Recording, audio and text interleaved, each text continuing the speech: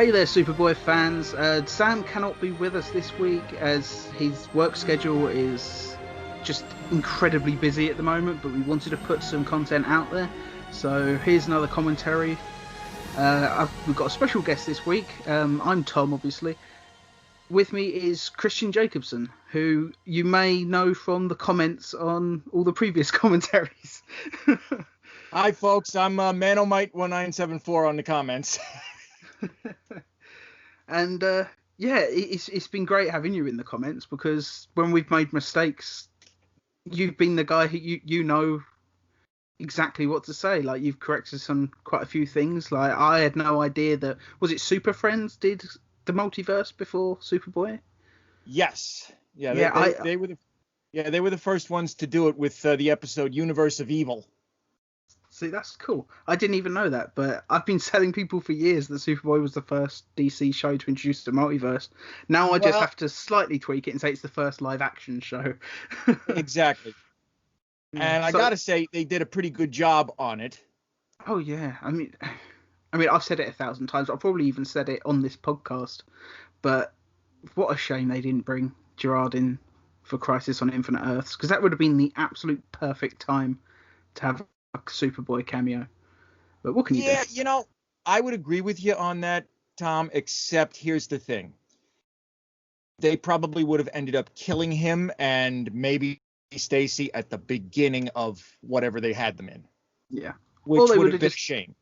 Or they would have done what I did with my fan edit clip and just killed him in that clip. Yeah. Which would have been a shame. You want him to be there as Superman, not just so he could die 3 seconds later.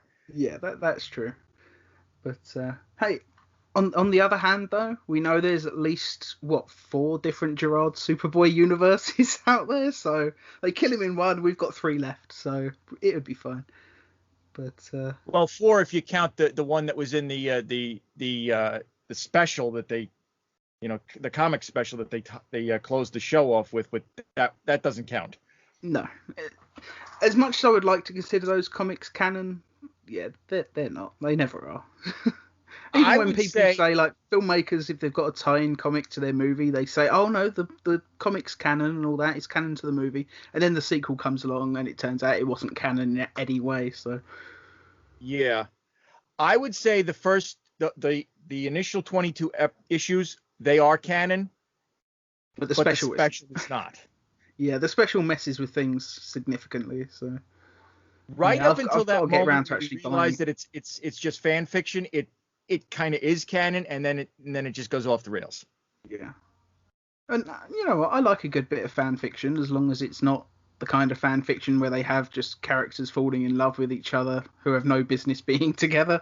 That's where I draw the line. But listeners to the podcast know that I like a good bit of fan fiction. Like, otherwise I wouldn't be doing the season 5 things, which you're actually writing an episode for season 5, which is pretty cool.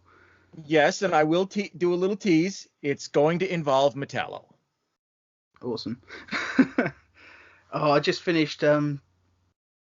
Before we get into the commentary, like, this is a bit of a ramble. I just finished writing today.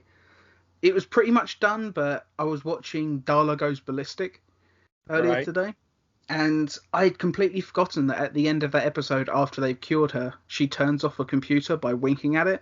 So, just a hint, Darla's got her superpowers in the next episode of season 5. She's still got them. I think we all knew that she still had them, so. Yeah. So why she used them in Know Thine Enemy is another story. True. But Know Thine Enemy was actually her last appearance in the show. Yeah, I'm not surprised after that, but I'm kind of, she still kind of wants Lex in my episode. I'm kind of ignoring the fact that was her last appearance, but it doesn't matter. Should we get into the commentary anyway? Well, just a little background on me. Oh yeah, go ahead. I've been a fan of the Superman character since 1978.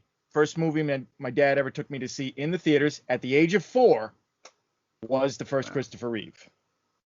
And so, growing up, I was watching those movies nonstop. And then when I started high school in '89, Superboy was on, and just flipping through the channels one day, and I stumble upon Back to Oblivion, and Oh, I was nice. hooked. That is such a powerful episode. Yeah, I love that episode. Like when me and Sam were breaking down our favorite episodes from season one, like yeah, that was one of my favorites. Yeah, and the episode that we're gonna talk about today, Kryptonite Kills, is also a really good episode. Definitely. It's one of my favorites. Yeah, first appearance of Kryptonite in the show. It's got some.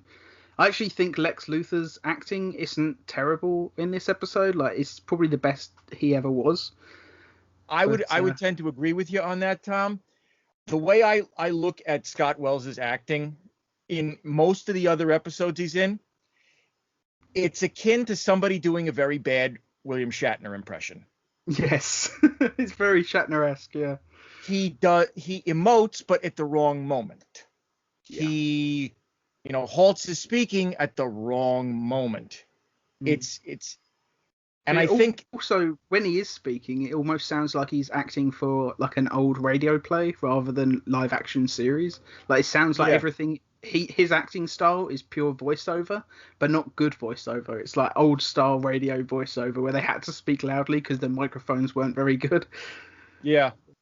Yeah. Yeah, and I gotta say, this episode, it really shows that the acting coach that they got for him really was doing her job. She got him. I mean, there are a few quick moments where he's still the old Scott, but most of it he is on par. Yeah. Yeah. And it also basically talks about the director. The director for this was very good. Yeah. Because a good director can get a great performance out of a bad actor. Yeah. It was Jackie Cooper for this one, wasn't it? Well, we'll find out in a moment, won't we? Yeah. Let's get going. So yeah, everybody watching at home, if you can bring up your copy of Season 1, Episode 12, Kryptonite Kills, have it ready on 0, and I'll count us in as 3, 2, 1, go. And 3, 2, 1, play. Okay, here we go. We got the lovely intro. Yeah, I really do like the Season 1 theme tune. I think Season 3 and 4 are my favourite, but I do have a soft spot for the Season 1 theme.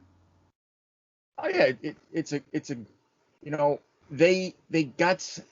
I remember in one of the interviews that Ilya did, he talked about the fact that he wanted something that was up to date and modern, sounded a little bit rock and roll, but also was heroic, and they succeeded with this.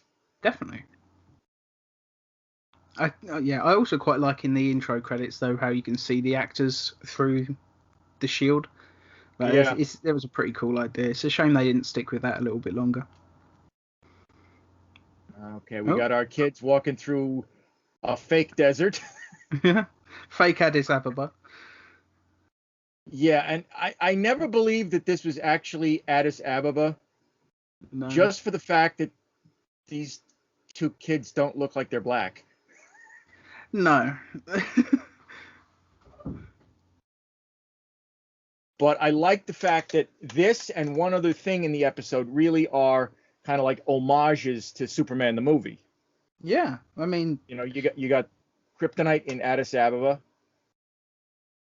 It was it was very loose, but it was supposed to be a tie-in to the movie, so it makes sense. Yeah.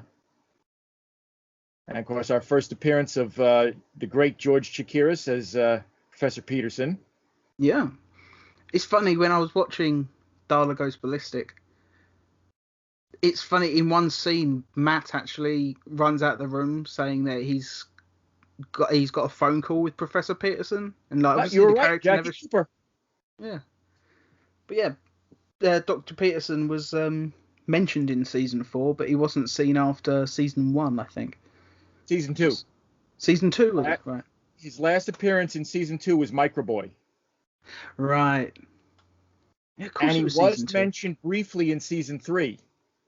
Yeah, it's cool that they kept mentioning him. It would have been fun if they brought the character back for an actual episode. Maybe that's something I'll have to remember to do for Season 5.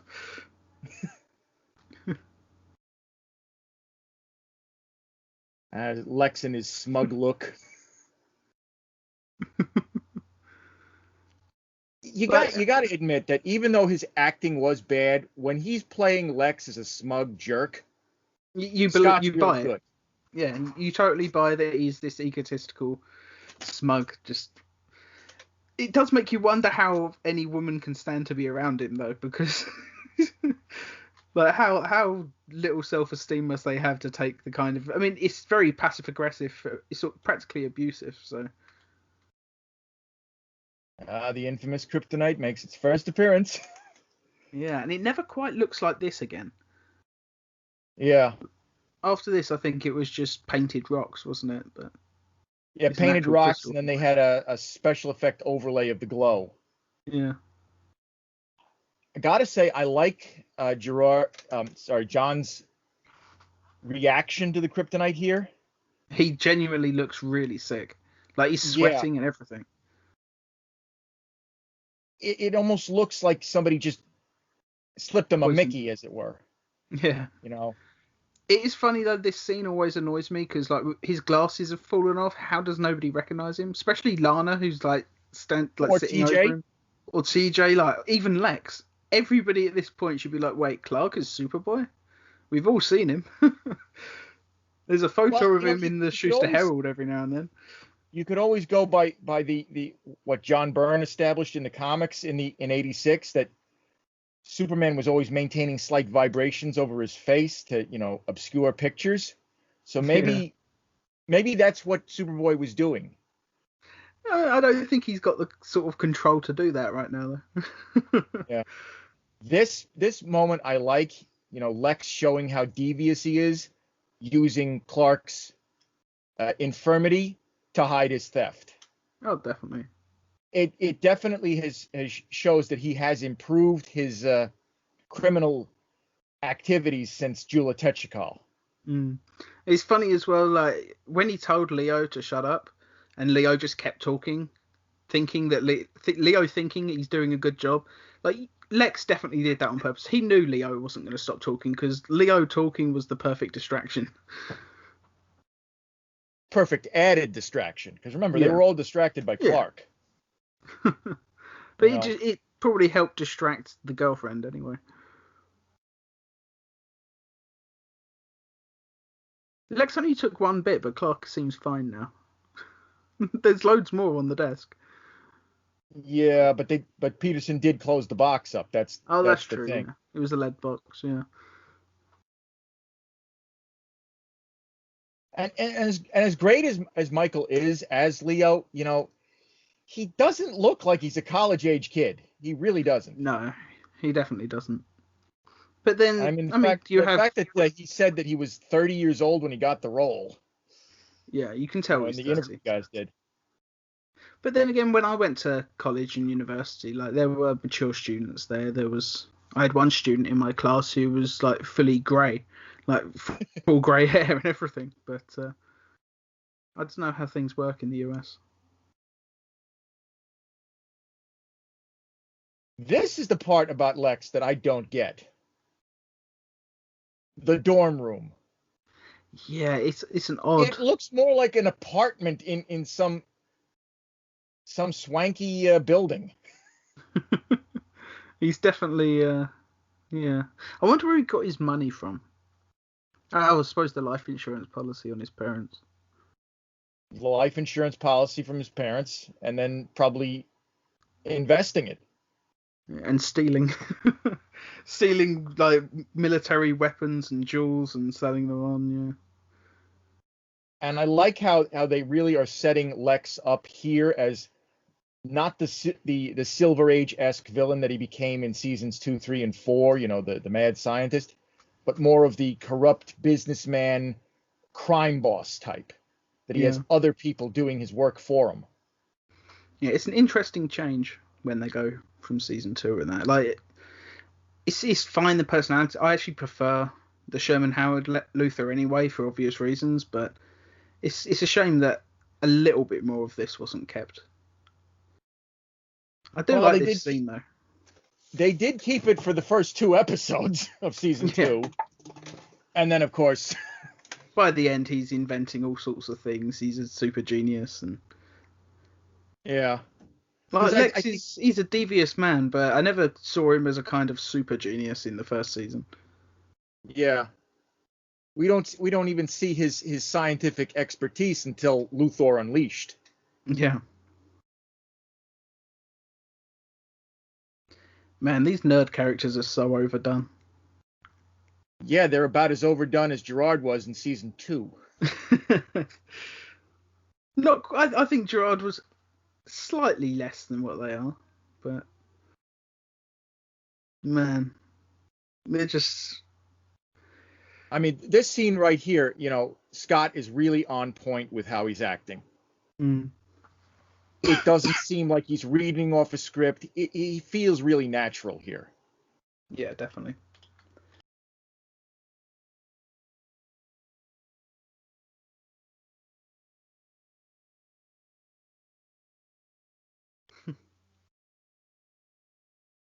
I often wonder, seeing Clark and TJ in their room like this, why Clark just doesn't once just turn to him and say, "Can you shut up for 5 minutes while I study?" I miss TJ though. I think he was a good character. It's a shame they replaced him. I like Andy as well, but I do prefer TJ. Yeah. And he was always good. Like, it's not like his performance was bad and that's why they got rid of him. Like, he does a good job. Yeah, it's just, Jim has said in interviews that he felt like he wasn't doing anything in any of the episodes. That's true. The only ones that I can really think of him doing much was like stand up and get knocked down, and a little bit in Back to Oblivion. Yeah. Yeah, apart from that, he didn't really do that much. But then Although all he the stuff does they gave do a little Andy bit to do, here. they could have given to TJ.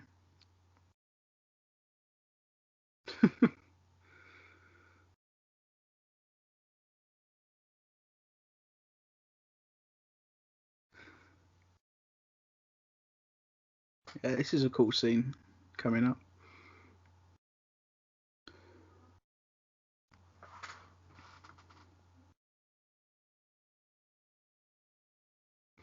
Like John really does play this quite well. Like in a second when you see his face close up, like you can see the pain. It's just like when the kryptonite was affecting him earlier. He's playing Yeah. this perfectly.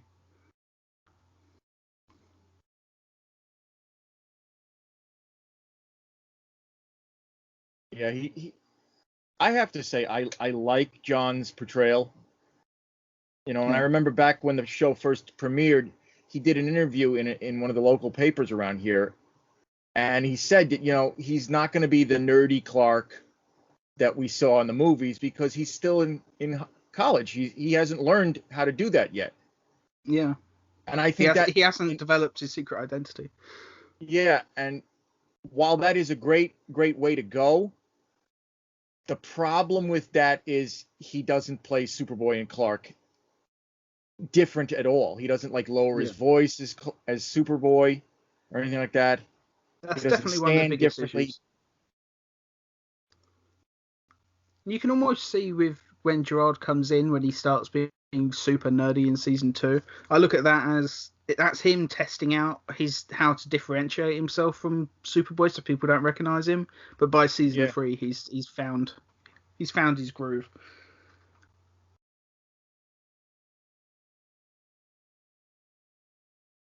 All right, this is one of the moments that I said that he goes back to being old Scott.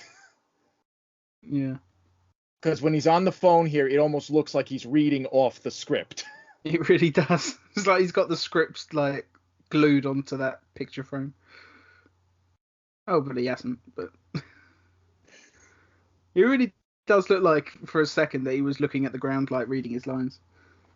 Yeah.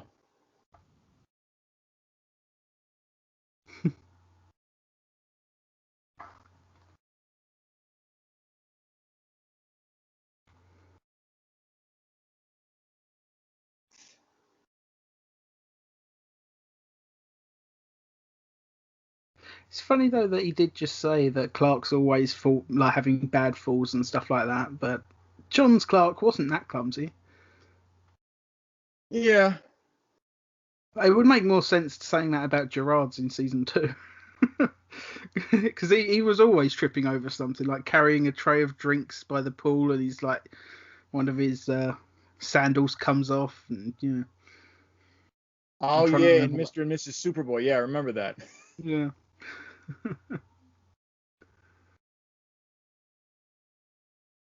This is such, I can never get over the 80s wardrobe though, like the turtleneck under a shirt. Yeah, and they're in Florida. Yeah, he must be just boiling. As much as I like the crystal kryptonite in season 1, like it's nowhere near green enough. That's my only Yeah. real complaint about it. Is like they couldn't have found a crystal that's a little bit more green. Yeah, I mean, toy companies could make something that's a little bit better than this. Yeah, But then again, remember this show was kind of on a shoestring budget. yeah. I mean, it almost would have been better if they got like a green like permanent marker pen and just coloured it in. Yeah. Like it would have been fine on screen. Like you would never be able to tell.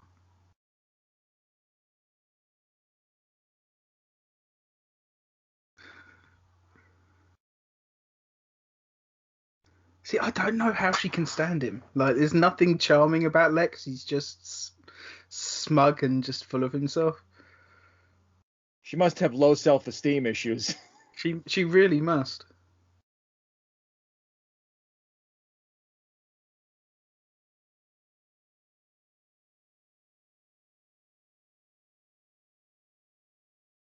I do always wonder though with season 1, like with the budget as low as it was, like where did they get a load of the props? Like that big painting on his wall in the background. Like I quite like that. I'd quite like to know whatever happened to that painting. Yeah, Like, did it just belong to Elias Salkind or something? probably did. They just bought it in a thrift shop. Okay, he's back to being old Scott again. Yeah. Yeah, that was not a convincing burst of anger. But again, though, he's definitely not the super genius Luther because that was just stupid. You've got something on fire on the table, so you flip the table. Like, what did you think was going to happen? Yeah. I like that Clark's got a skateboarding poster on his wall, though, from that one episode where you see him on the skateboard. It's a shame they didn't keep that up a little bit. Okay, we're about to have a creepy moment. Yeah, this teacher always creeped me out. Just It was the kind way of a she's running reacting thing, to wasn't him. it? She looks like she's like 40 or 50, and she's Yeah, she's going definitely hitting after a on. 20-year-old. And it happens so many times as well. Like it's a running gag in the series, but it was never particularly funny. It was just always a little bit creepy. You know, there's ways to do it funny, and yeah, they didn't come up with a way to do it. Yeah. But it's one of those things as well. Just reverse their genders, and suddenly it's like a lawsuit waiting to happen.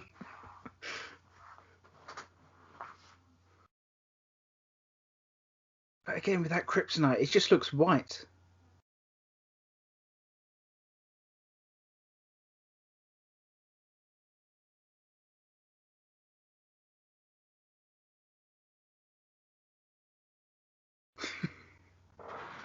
Well, Lex is such a coward. Not that he would help him even if he wanted to, anyway. No, he would Yeah. never do it.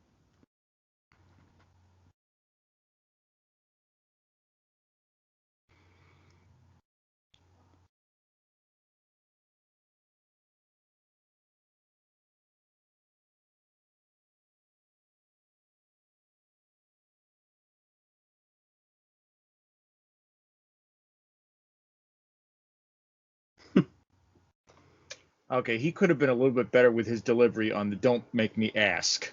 Yeah.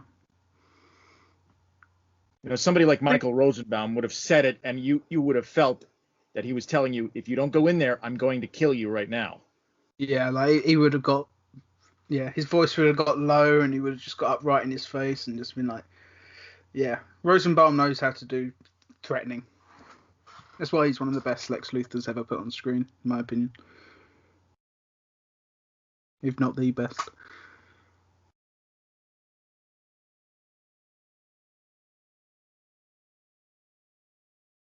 Well, that was an awkward edit. And now he figures it out.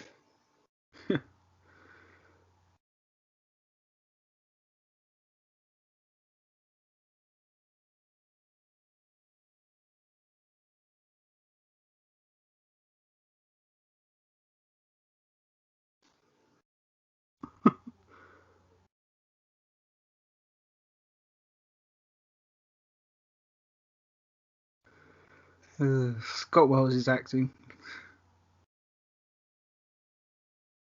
Here he's not so bad. Right in this moment, he's not so bad. He's not good either, though. No, but when he's playing smug, he seems to come across better. And I do like this moment as he jumps. And this is the other homage to Superman the movie. Yeah. A girl involved with Lex throws it in the sewers. Yeah. I like that he just had his hand in a sewer, and then the next thing he does is touch his face with that hand. I just imagine oh god. That's why his face is now covered in crap, like.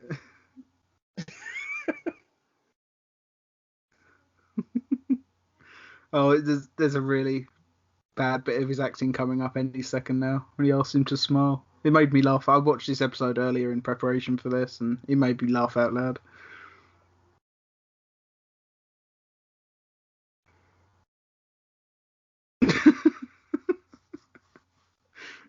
Just growls at him.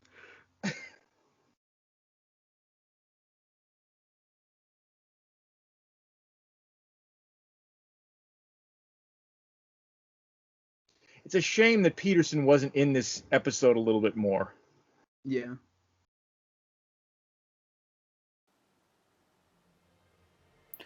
Unfortunately, at this point in the commentary, Scott decided to just stop recording, and the rest of the audio file was just silence.